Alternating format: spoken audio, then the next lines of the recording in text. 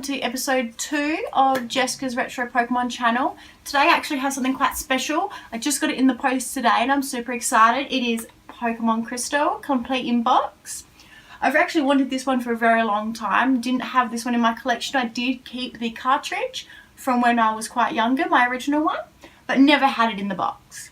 So I will be doing a close-up video in a moment, just taking it apart, having a look how it is on the inside. Because this one here is only about a 7 out of 10. Just has a little bit of a dent in a corner and a little bit of sticker residue, which we could actually get rid of anyway. Now this game over here is actually 17 years old. We eventually got our hands on it in Australia in November 2001. Japan actually released it a lot earlier. They actually got it in December 2000, with the other countries, Europe and North America, following close behind them in July.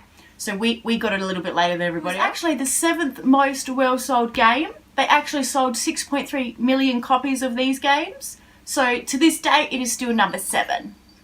So to get this one now, complete in box, in near mint or perfect condition, you'd be looking at somewhere between $300 and $350 Australian.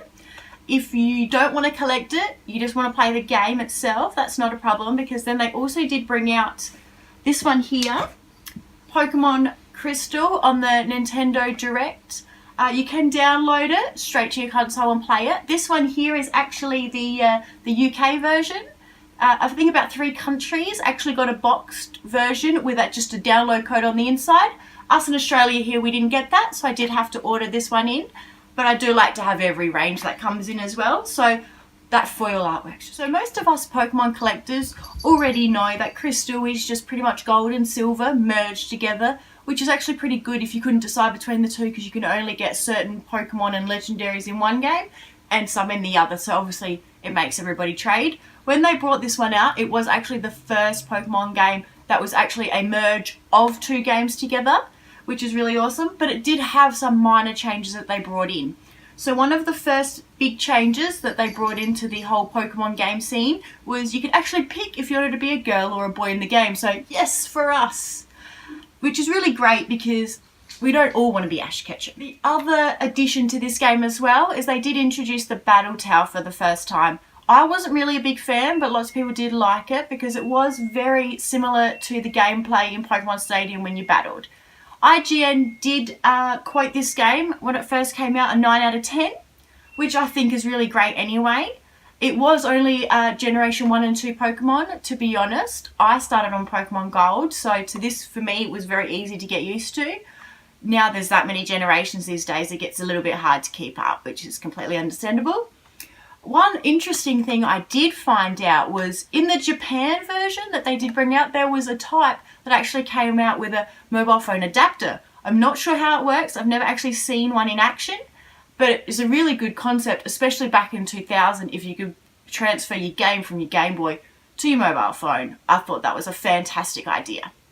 So my favourite part of Pokemon Crystal was the fact of the 3 legendary dogs, the trios, the Entei, the Suicune and the Raikou. Entei is my favourite Pokemon. I have a whole range of Enteis. I'll do that in another channel. I have a whole everything. Even my number plate is actually Entei on my car.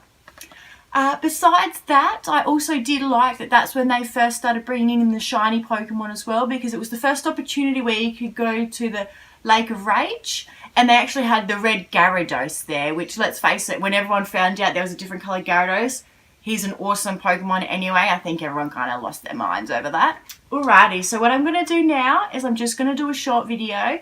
I'm going to open up the books, everything like that, do some close-ups so you guys can see this beautiful foil artwork.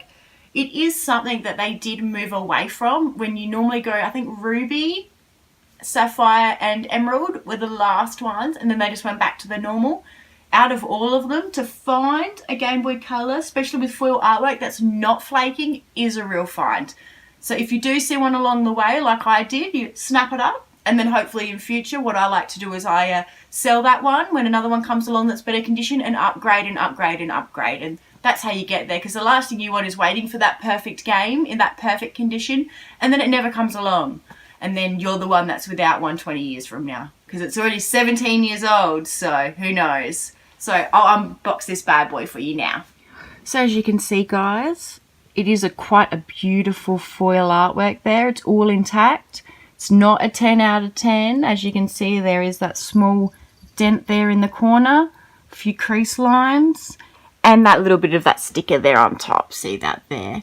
But we can actually get rid of that. I do believe that it is like a little orange man spray. You just give it a little dab, a little bit of a wipe. You're just going to be very careful, because the last thing you want to do is take away that foil, because you can never get it back.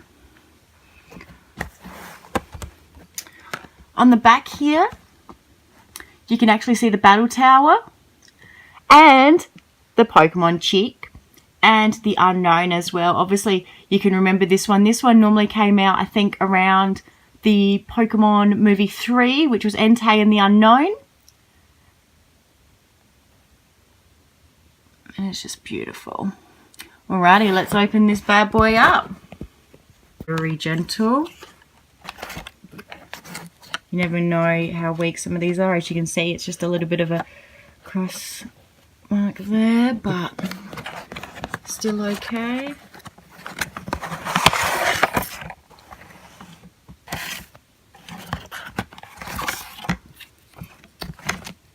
Game Boy booklet.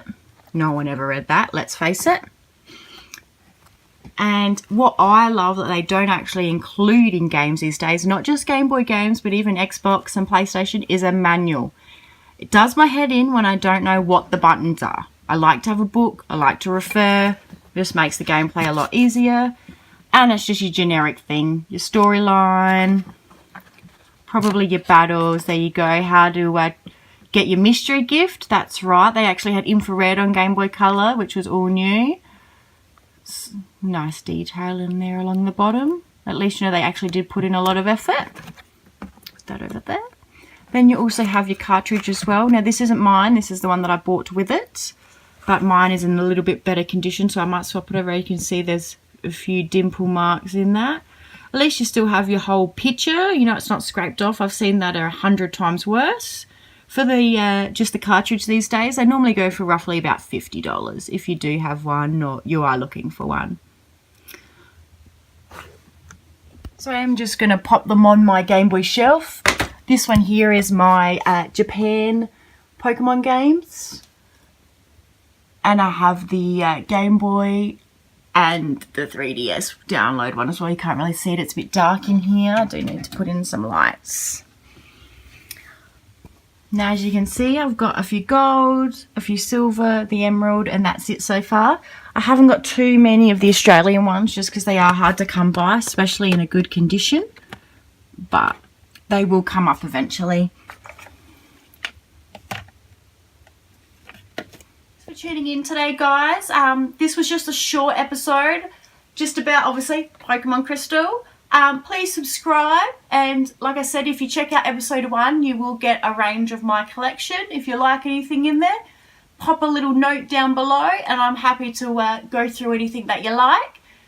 And have a great day, Pokemon guys. See ya!